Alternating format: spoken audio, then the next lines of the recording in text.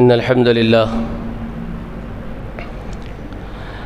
لله نحمده ونستعينه ونستغفره ونعوذ بالله من شرور أنفسنا ومن سيئات أعمالنا من يهده الله فلا مضل له ومن يضلله فلا هادي له وأشهد أن لا إله إلا الله وحده لا شريك له وأشهد أن محمدًا عبده ورسوله أرسله بالحق بشيرا ونذيرا وداعيا إلى الله بإذنه وسراجا منيرا أما بعد فإن خير الحديث كتاب الله وخير الهدي هدي محمد صلى الله عليه وآله وسلم وشر الأمور محدثاتها كل محدثة بدعة وكل بدعة ضلال وكل ضلالة في النار فأعوذ بالله السميع العليم من الشيطان الرجيم وَلْتَكُنْ مِنْكُمْ أُمَّةٌ يَدْعُونَ إِلَى الْخَيْرِ وَيَأْمُرُونَ بِالْمَعْرُوفِ وَيَنْهَوْنَ عَنِ الْمُنْكَرِ أُولَئِكَ هُمُ الْمُفْلِحُونَ وقال الله عز وجل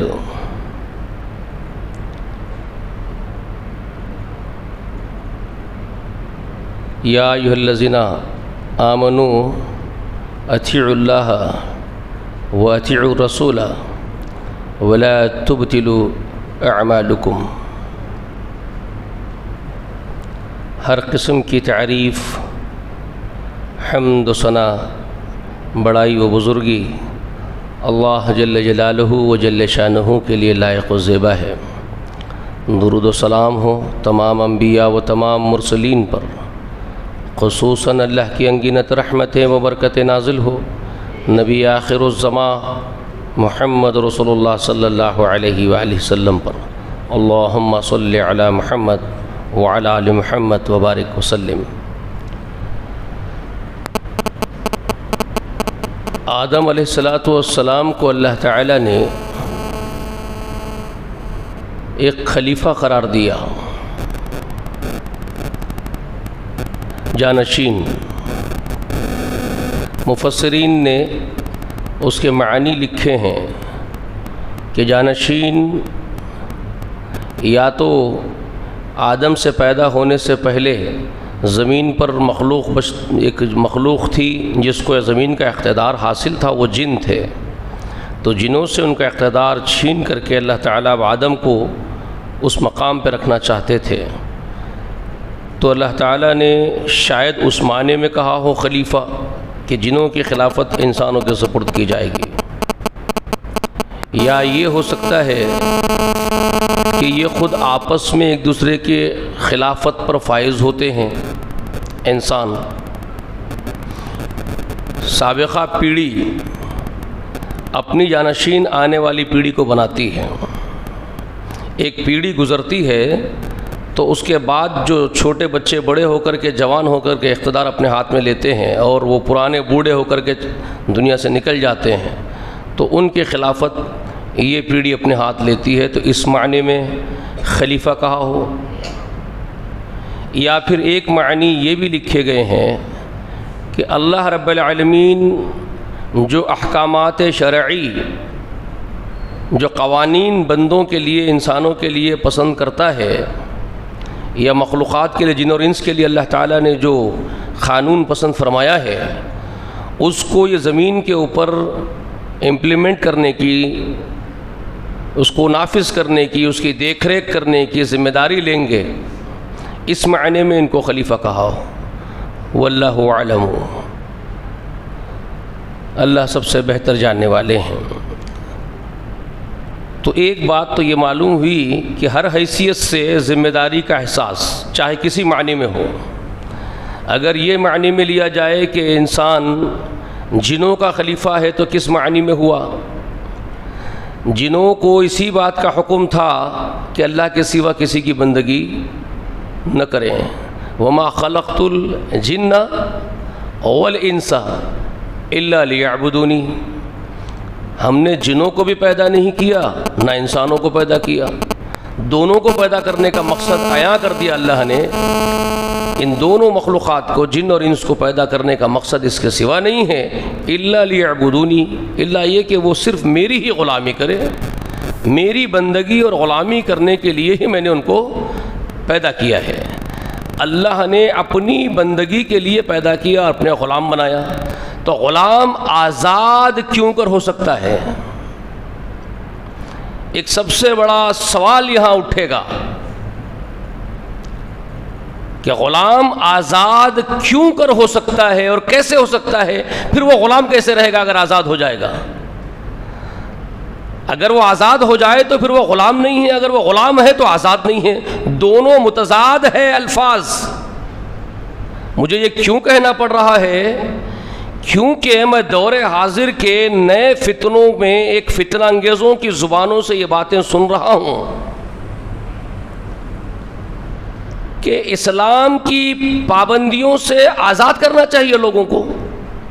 یہ جو لوگ اسلام کی پابندیوں کی بات کرتے ہیں، جو حدود کی پابندیوں کی بات کر رہے ہیں زمین پر، یہ دقیانوسی اور پرانے خیالات کے لوگ ہیں۔ اب یہ ایک مثنوی طبقہ جو کریٹ کیا گیا ہے زمین کی پشت پر، ایک مثنوی طبقہ ہے یہ نئے زمانے کے جراثیم ہے فتنے کے، ایک وائرس ہے، فتنوں کا وائرس جو چھوڑا گیا ہے زمین کی پشت پر۔ وہ یہ بات کہہ رہے ہیں کہ اوپن ہونا چاہیے ہر چیز، آزاد ہونا چاہیے ہر ایک کو، اور قرآن مقدس کے حوالے دے رہے ہیں ان کو کون سکھا رہا ہے؟ ان کو کوئی تو ہے جو سکھا رہا ہے، پٹی پڑھا رہا ہے۔ لا اکراہ فی الدین، دین میں جبر نہیں ہے، قرآن میں ہے، وہ پیش کر رہے ہیں آپ کے سامنے۔ دین میں جبر نہیں ہے، اور دین کس کو کہتے ہیں؟ وہ کہہ رہے ہیں دین کا مطلب کیا ہے؟ دین کا مطلب پورے قوانین، پوری شریعت، تو اس میں جبر ہے ہی نہیں۔ تو آپ کیوں زبردستی کسی کو برقع پہننے پر مجبور کرتے ہیں؟ آپ کیوں کسی کو داڑھی رکھنے پر مجبور کرتے ہیں؟ آپ کیوں کسی کو نماز پڑھنے پر مجبور کرتے ہیں؟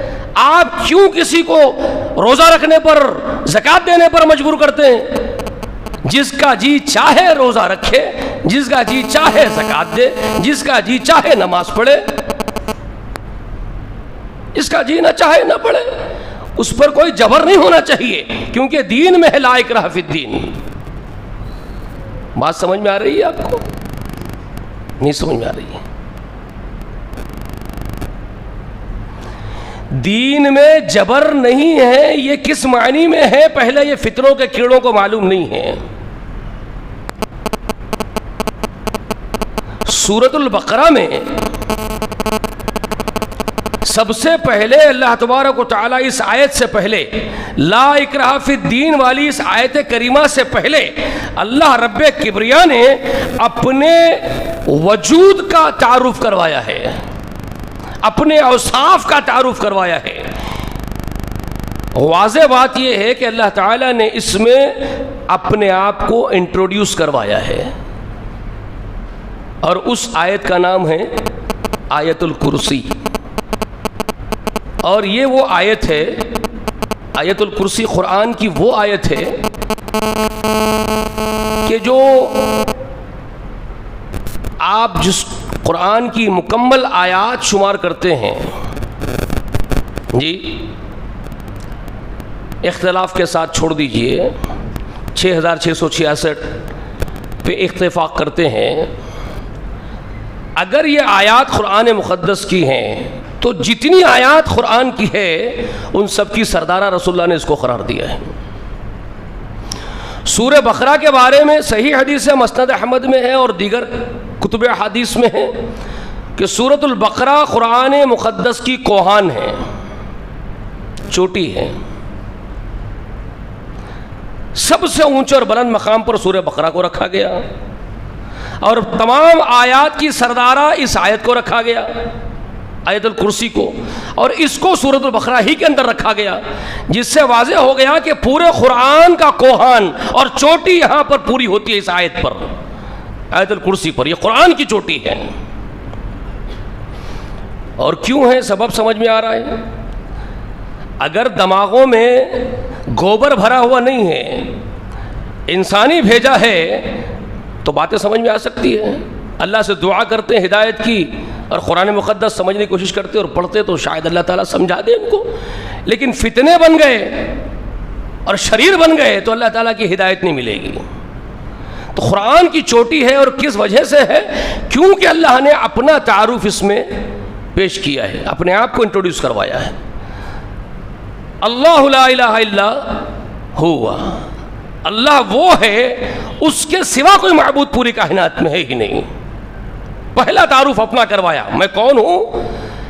سارے زمین کے جنات اور انسان اس بات کو اچھی طریقے سے تم جان لو کہ میں کون ہوں. اللہ نے اس آیت میں اپنے آپ کو پیش کیا. پوری مخلوقات جتنی ہے کائنات میں، سب کو یہ جان لینا چاہیے کہ میں کون ہوں. یہ اللہ نے پیش کیا.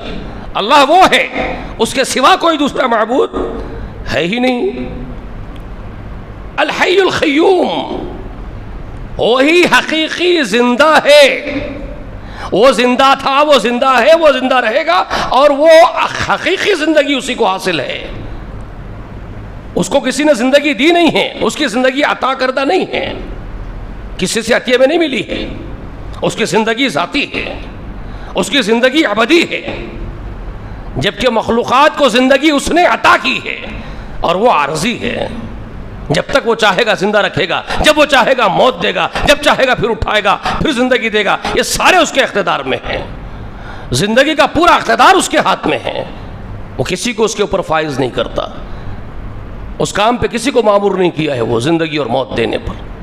وہ خود الحی ہے، وہ القیوم ہے. سارے جہاں کا قیام اسی کے حکم سے ہے.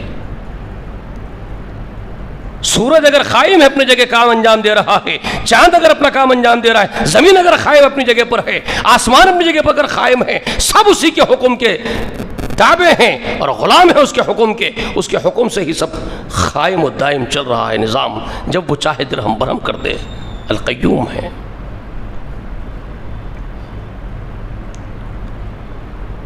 اس کو نہ اونگ آتی ہے نہ وہ سوتا ہے. جو مخلوقات ہے وہ سوتی ہے، وہ اونگتی ہے. وہ خالق ہے جو نہ سوتا ہے نہ اونگتا ہے. اس کو نہ اونگ آتی ہے، نہ اس کو نیند آتی ہے، نہ اس کو موت آتی ہے. وہ خالق ہے، وہی معبود ہے، وہی اللہ ہے. ساتوں آسمان زمین کی مخلوقات اسی کی جاگیر ہے. ساتوں آسمان اسی کی ملکیت، ساتوں زمینیں اسی کی ملکیت، بلکہ اور جتنی ہو ان کی ملکیت، اور ان کے درمیان جتنی خلائیں بھر جائے سب اسی کی ملکیت ہے. لہو ما فی السماوات ما فی الارض. اور وہ ایسا ہے کہ کسی کی مجال نہیں کہ اس کے اجازت کے بغیر لب بھی ہلائے، جنبش بھی دے اپنے لبوں کو. اور کسی کی سفارش کرنا تو بہت دور کی بات ہے. کون ہے اس کی جناب میں کسی کی شفاعت کرے اس کی اجازت کے بغیر؟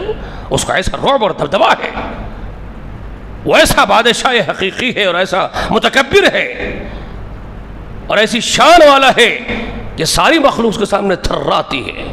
کسی کی مجال نہیں کسی کی لب کشائی کرے. وہ ایسا ہے. وہ جانتا ہے تمہارے پیچھے اور تمہارے آگے کیا ہوا ہے، کیا ہوگا، کیا ہونے والا ہے. سب جانتا ہے. اس کا علم ایسا ہے کہ کوئی شے اس کے علم پر احاطہ نہیں کر سکتی. وہ جس کو جتنا چاہتا ہے اپنے علم میں سے عطا فرما دیتا ہے اس دریا سے.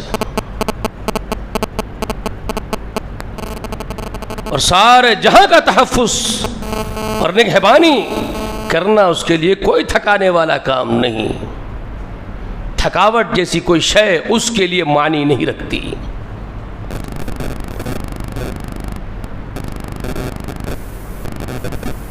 بہت بلند، بہت بلند، بہت بلند، بہت عظمت والا ہے وہ رب.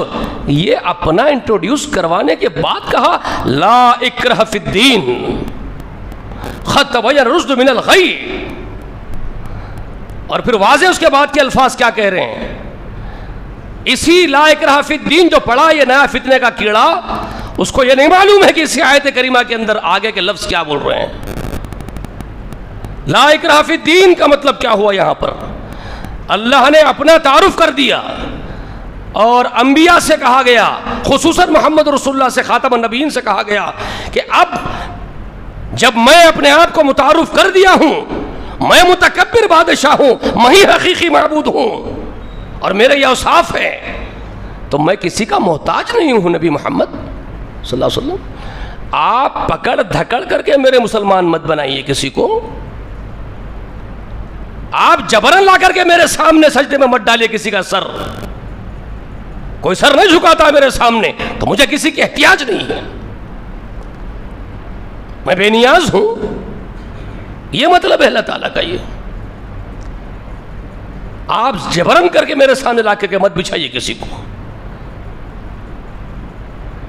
اس کے بعد واضح کر دیا، ایک دم واضح کر دیا، من یکفر بالطاغوت ویؤمن باللہ، اور جو بھی ان لوگوں میں سے کیا کہا، میری ہدایت تو واضح ہو گئی ہے، میں نے واضح کر دیا، اس کے بعد جو طاغوت کا انکار کرے اور اللہ پر ایمان لائے، اس نے بہت بڑا مضبوط سہارا اپنے لیے پکڑ لیا ہے۔ طاغوت کا انکار کرنا شرط ہے کہ نہیں ہے؟ شرط ہے نا۔ طاغوت کا انکار کرنا ایمان کے لیے شرط ہے، یا طاغوت پر بھی ایمان لائے اور اللہ پر بھی ایمان لائے چلے گا؟ ایمان کے لیے اولین شرطوں میں سے ایک شرط ہے کہ طاغوت کا انکار کرے، پھر اللہ پر ایمان لائے۔ آپ یہ چاہتے ہیں کہ مومن بھی کہلائیں اور آزاد بھی رہیں، اللہ کے بندے بھی کہلائیں اور آزاد بھی پھریں، دونوں چیزیں کیسے ہو سکتی ہے جبکہ ضد ہے، تصادم ہے ایک دوسرے کا۔ اللہ ولی الذین آمنوا، اللہ تو ایمان والوں کا ولی سرپرست ہے، یخرجوہم من الظلمات الی النور، جو ان کو ظلمات سے، اندھیروں سے، گمراہیوں کے اندھیاروں سے ہدایت کی روشنی میں لاتا ہے۔ اور والذین کفروا اولیاءہم الطاغوت، اور جو میرے نافرمان ہیں، اللہ فرمان ہے، جو کافر ہیں، نافرمان ہیں، ان کے اولیاء طاغوت ہیں، جو ان کو نور سے نکال لے جاتے ہیں، ہدایت والے نور میں سے نکال کے اندھیاروں میں بھٹکا دیتے ہیں۔ یخرجونہم من النور الی الظلمات اولئک اصحاب النار ہم فیہا خالدون، وہی ہمیشہ کے لیے آگ میں جلنے والوں میں سے ہیں جو طاغوت کی پیروی کرتے ہیں۔ تو آپ ایک طرف طاغوت کا نظام بھی پسند کرتے ہیں اور جنتی بھی سمجھتے ہیں، جبکہ طاغوت کے نظام کی پیروی کرنے والوں کو قرآن کھلا کہہ رہا ہے کہ اولئک اصحاب النار ہم فیہا خالدون، جو طاغوت کے پیروکار ہوں گے وہ ہمیشہ کے لیے جہنم میں جائیں گے۔ جی، اور طاغوت کا نظام کیا ہے اور اللہ کا نظام کیا ہے؟ قرآن مقدس میں جو اوامر ہے معروف کے، قرآن میں اور حدیث رسول میں جو اوامر یعنی رسول اللہ کے، اللہ کے، اس کے رسول کے احکام ہیں، شریعت کے احکام، یہ کرو، وہ اللہ کے احکام ہے، وہ معروف ہے، اور جس کو اللہ اس کے رسول نے منع کیا ہے یہ مت کرو، اور یہ کسی پرٹیکولر، کسی مخصوص جماعت کے لیے نہیں آئے حکم، یہ قرآن میں اور حدیث میں جو احکام ہے نا، یہ کرو اور یہ مت کرو، تو یہ کسی پرٹیکولر مخصوص جماعت کے لیے نہیں ہے، یا کسی ایک فرد کے لیے نہیں ہے، نہ کسی ایک ملک کے لیے ہے، یہ تمام زمین پر بسنے والے جناتوں اور انسانوں کے لیے ہے، جتنے ہیں، کسی ملک کے، کسی رنگ کے، کسی زبان کے، کسی نسل کے، تمام جنات اور انسان کے لیے اللہ اس کے رسول کے احکامات ہیں، ٹھیک ہے، یہ مخصوص نہیں ہے۔ تو ان اوامر معروفہ کو بجا لانا غلامی ہے، عبادت ہے۔ بات کو سمجھ رہے ہیں میری؟ جو قرآن اور حدیث میں جو اوامر آئے ہیں، امر بالمعروف آیا ہے، معروفات کے احکام آئے ہیں، ان کو بجا لانا یہی بندگی کا تقاضا ہے، یہی عبودیت کا تقاضا اور یہی عبودیت ہے. اور جو منکرات آئے ہیں جن سے نواہی ہے، بتایا گیا کہ یہ منکر ہے، یہ برے ہیں، ان سے بچ جاؤ، ان سے دور ہو جاؤ، نواہی منع کیا گیا ان سے جو قرآن اور سنت میں وہ تمام جنات و انسانوں کے لیے ہیں. تو اس سے بچنا، اس سے دور ہو جانا، یہ تمام جنات اور انسان کے لیے اولین بندگی کا تقاضا ہے. لیکن اگر جن اور انس اللہ اس کے رسول کے احکام معرفہ پر، معروف پر عمل نہ کرنا چاہیں، بولے کہ ہم کو آزاد چھوڑ دو، ہم اللہ کے اس کے رسول کے جو نیکی کے حکم ہے اس پہ عمل نہیں کرنا چاہتے، ہم کو چھوڑ دو، تو چھوڑ دیا جائے. اور اگر یہ بولے کہ ہم اس پر عمل، منکرات پر عمل نہیں کرنا چاہتے، ہم نہیں بچتے منکرات سے، ہم زنا بھی کرنا چاہتے ہیں، ہم چوری بھی کرنا چاہتے ہیں، ہم شراب بھی پینا چاہتے ہیں، اور ہم کو آزاد چھوڑ دو، تو چھوڑ دیں، تو چھوڑ دیں. تو پھر خلافت کا نظام، حکومت کا نظام کیوں رکھا ہی کیوں گیا؟ ضرورت ہی کیا تھی؟ پھر کیا ضرورت تھی ابو بکر کو زکوٰۃ نہ دینے والوں سے جنگ کرنے کی؟ آزاد چھوڑ دیتے، جس کا جی چاہے دے، جس کا جی چاہے نہ دے. پھر کیا ضرورت تھی قاضیہ وقت کو شراب پینے والے پر کوڑے برسانے کی؟ آزاد چھوڑ دیتے، جس کا جی چاہے شراب پیے، جس کا جی چاہے نہ پیے.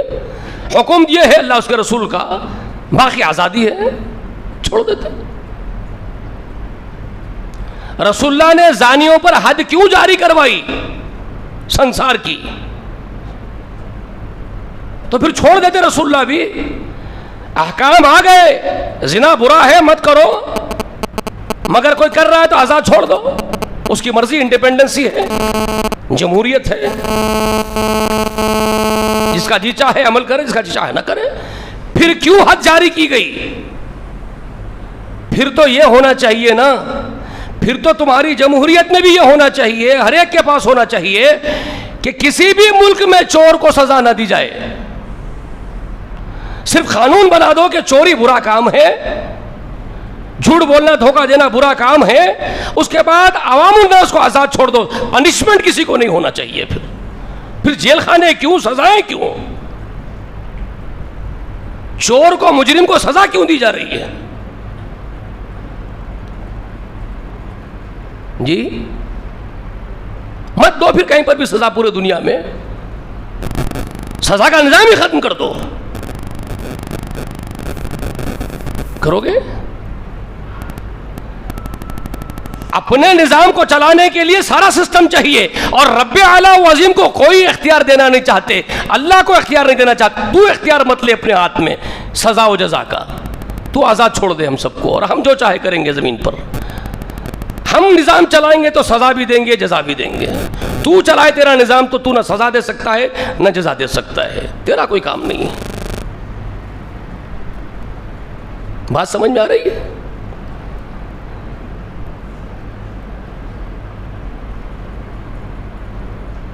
پھر کیوں کہا جا رہا ہے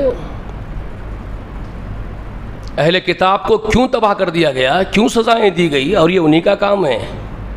یہ زمین پہ جو یہ نظریہ پھیلا رہے ہیں نا، یہ انہی کا کام ہے، یہ ان کے سوا کوئی اور نہیں کر سکتا یہ کام.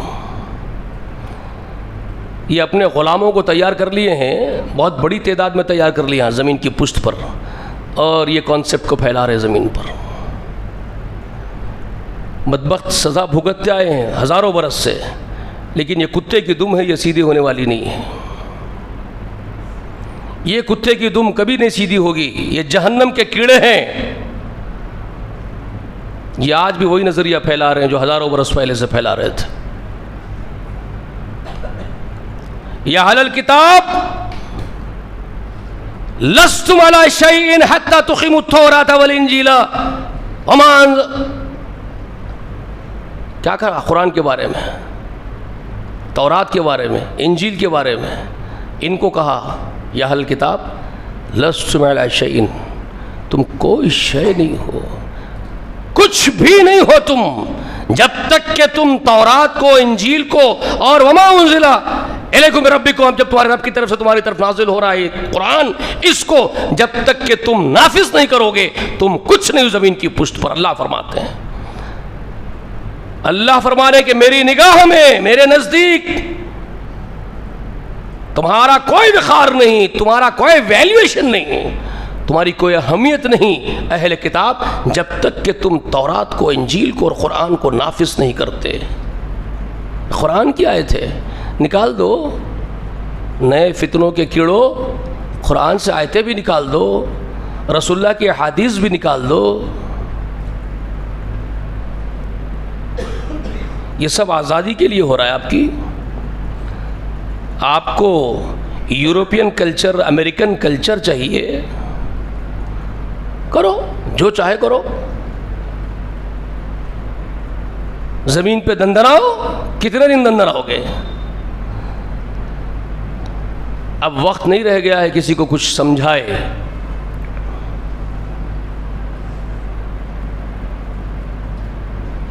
ہم بھی گھروں میں بیٹھ جائیں گے، ہمیں کیا لینا دینا ہے؟ رسول اللہ کا فرمان ہے کہ جب یہ فتنے آسمان سے برسنے لگے تو گھروں میں مقید ہو جاؤ، دروازے کھڑکیاں بھی بند کر لو. کھولو گے تو زد میں آ جاؤ گے. اللہ ہماری حفاظت فرمائے، ہمارا نگہبان اللہ ہے. کچھ دن دیکھ کے ہم بھی گھر میں مقید ہو جائیں گے. جس کو جو کرنا ہے کرو. اسلام سب سے بہترین دین ہے پوری زمین کی پشت پر، جو پوری انسانیت کی، ہول ہیومینٹی کی صرف خیریت ہی خیریت چاہتا ہے، جو سلامتی پرووائڈ کرنا چاہتا ہے، جو ایک بہترین عدل و انصاف والا نظام اور امن و امان کا نظام دینا چاہتا ہے. مگر آپ کو ننگا ناچ ناچنا ہے.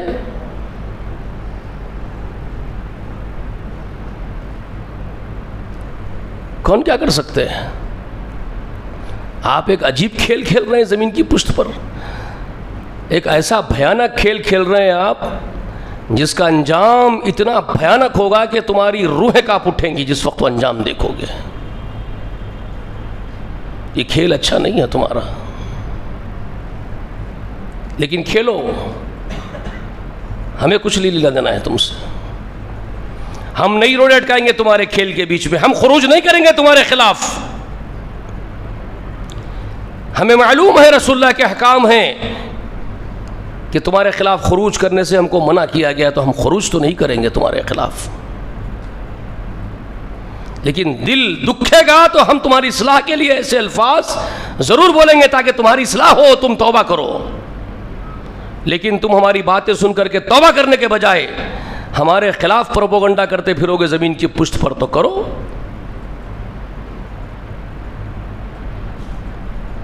کوئی نئی بات نہیں ہوگی. یہ ماضی میں سابقہ انبیاء علیہم السلام کے ساتھ یہی کچھ ہوا ہے، اور انبیاء کے نقش قدم پر چلنے والے اللہ والوں کے ساتھ یہی کچھ ہوا ہے. تو کوئی نئی بات نہیں ہوگی. وہی کرو گے تم جو ہزاروں برس سے دنیا کرتی آئی، اور انجام تمہارا وہی ہوگا جو ماضی میں ہوا ہے، شاید اس سے بھیانک ہو.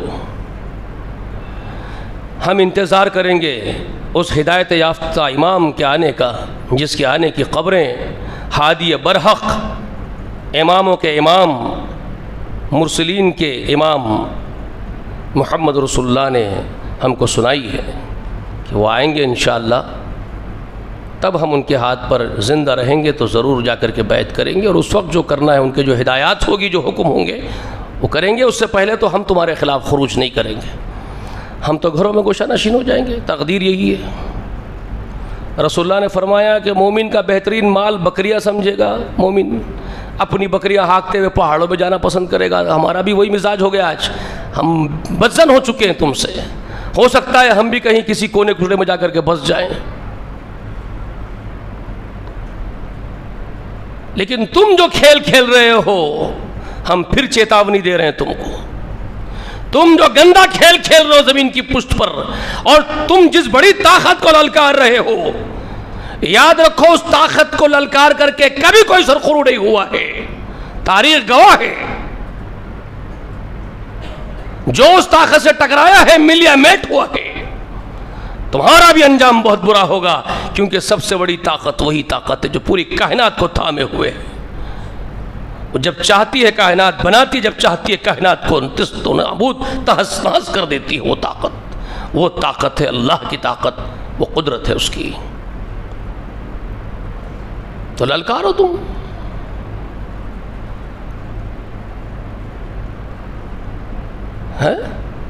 دو کوڑی کے جھنگر کبریا کو للکار رہے ہیں، تو للکارو، دیکھو اس کا انجام کیا ہوتا ہے. اللہ سے دعا ہے جو کچھ میں کہا ہوں آپ کے دلوں میں وہ بات اترے، آپ سمجھ پائے جو میں کہنا چاہتا ہوں کیا ہو رہا ہے زمین کی پشت پر. اللہ تم کو وہ نظر دے، وہ بصیرت دے، ورنہ پھر وہ ہوگا وہی جو تقدیر میں ہے. اگر کسی کا لکھا ہو تقدیر میں کہ وہی فتنوں کے کیڑے میں سے کیڑا بننا ہے تو وہ بن کے رہے گا، اس کو کوئی روک نہیں سکتا. دعا یہ ہے کہ اللہ تعالیٰ وہ بننے سے بہتر ہے کہ اللہ ہم کو اللہ کے بندے بنائے، اللہ ہم کو سمجھ عطا فرمائے، قرآن سے بے پناہ محبت کرنے، رسول اللہ سے بے پناہ محبت کرنے کی توفیق عنایت فرمائے. اللہ جب تک ہم کو زندہ رکھ، قرآن و سنت پر عامل بنا کر کے زندہ رکھ، اسی پر ہمارا خاتمہ ہو. آمین. وآخر دعوانا ان الحمد للہ رب العالمین.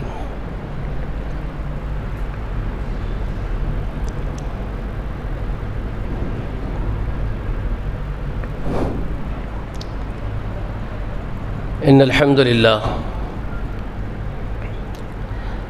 الحمد لله نحمده ونستعينه ونستغفره ونعوذ بالله من شرور أنفسنا ومن سيئات أعمالنا.